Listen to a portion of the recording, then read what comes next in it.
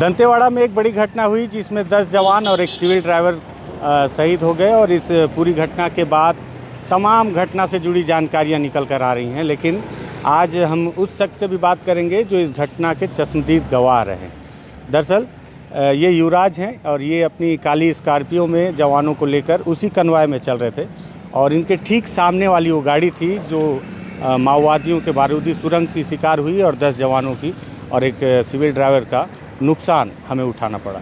तो क्या हुआ था उस दिन, उस पर बातचीत करते हैं। युवराज, ये बताओ कि उस दिन हुआ क्या था, कितने बजे निकले थे आप लोग अरनपुर से, रास्ते में क्या दिखा आप लोगों को और जब सामने ब्लास्ट हुआ तब क्या था, थोड़ा सा बताएं मुझे। 1:30 बजे के बाद ही हम लोग निकले हैं वहाँ से।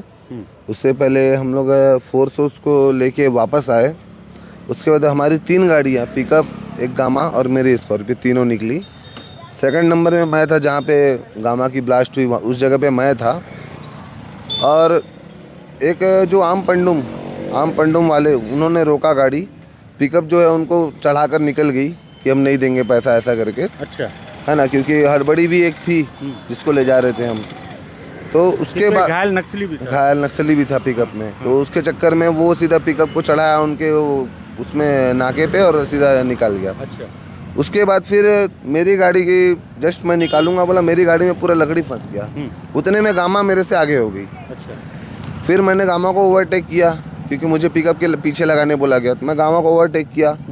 फिर हल्का मेरी गाड़ी स्लो हो गई और गामा मुझे ओवरटेक करके निकली।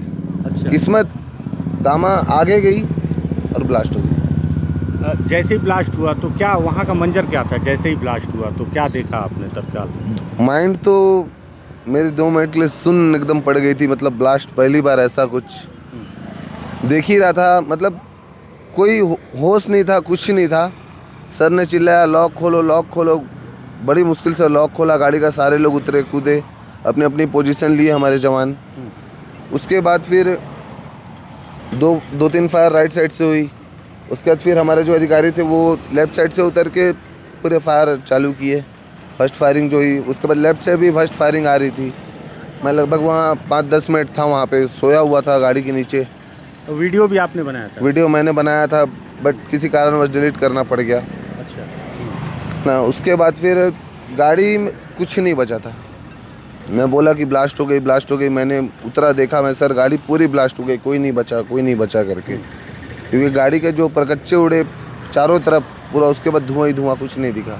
लगभग कितने हाइट तक गाड़ी उड़ी होगी युवराज, अंदाज अगर लगाएं तो? लगभग हाइट समथिंग उतना तो अंदाजा नहीं, हाइट बहुत ज़्यादा थी। बहुत ऊपर तक गाड़ी उड़ गई। मतलब बड़े तादाद में वहाँ पे RDX था, वो किसी बड़ी गाड़ी के लिए था या जैसा भी है। मगर छोटी गाड़ी के लिए तो वो बहुत ज़्यादा। जवानों के शव भी आपने देखे होंगे उड़ते हुए? हाँ, कुछ जवान के शव इधर राइट में फेंका है, कुछ एक जवान के रास्ते में आया था। बाकी उसके सामने जितने फेंका है उनका कुछ नहीं देखा क्योंकि पूरा धुआं ही धुआं था। रास्ते में आप बता रहे हैं कि आमा पंडुम के लिए रोका जा रहा था। कितनी जगह पे आमा पंडुम के लिए रोका गया था अरनपुर से? 5 से 6। ये जरूरत से ज्यादा नहीं था? जरूरत से ज्यादा ही था। ये पास में आमा पंडुम नहीं मनाया जाता, ये गांव में मनाया जाता है। और जहाँ पे ब्लास्ट हुआ वहाँ पे तो एक घर भी नहीं है। है ना, तो वहाँ पे आमा पंडुम मनाने का कोई मतलब ही नहीं है। और वहाँ पे बच्चे मांग रहे थे, छोटे छोटे बच्चे वहाँ पे आम पंडुम। मैंने उनको ब्लास्ट के समय, हाँ, जब हम लोग यहाँ से गए लेने, तो मैंने उन बच्चों को चिल्लर भी दिया। अच्छा। कि बोला बेटा हम लोग इतने ही है हमारे पास, हम लोग और नहीं है हमारे पास। ठीक है बोले, वो लोग हमको जाने दिए। फिर आगे भी जाके जो भी 4, 5, 10 था, जो भी हमने उनको दिया। वापसी में फिर जितने थे 4 या 5 वो सारे थे। बाकी जहाँ मेन ब्लास्ट हुआ वहाँ पे कोई नहीं था। अच्छा। और जब आप वापस थाना की ओर गए ब्लास्ट होने के बाद, तब आमा पंडुम के लिए जो लोग थे क्या वहाँ कोई नहीं थे? अच्छा, सब वापस चले? एक नाका नहीं था जहाँ एक जगह मतलब पूरे झाड़ियों के ऊपर डाले थे, वो भी नहीं था। रोड में वो नहीं दिखा, ना साइड में भी नहीं दिखा वो चीज़। क्या लगता है युवराज, ये आमा पंडुम के बहाने भी ये रेकी कर रहे थे क्या? वहाँ पे कुछ लोग रहे होंगे क्या माओवादी संगठन के, जो जानकारी दे रहे थे कि पुलिस के जवान जा रहे हैं? ऐसा लगता तो यही है, लेकिन अब उससे कंफर्म नहीं बोल सकते। हाँ, खैर ये तो पुलिस का और जांच का विषय है।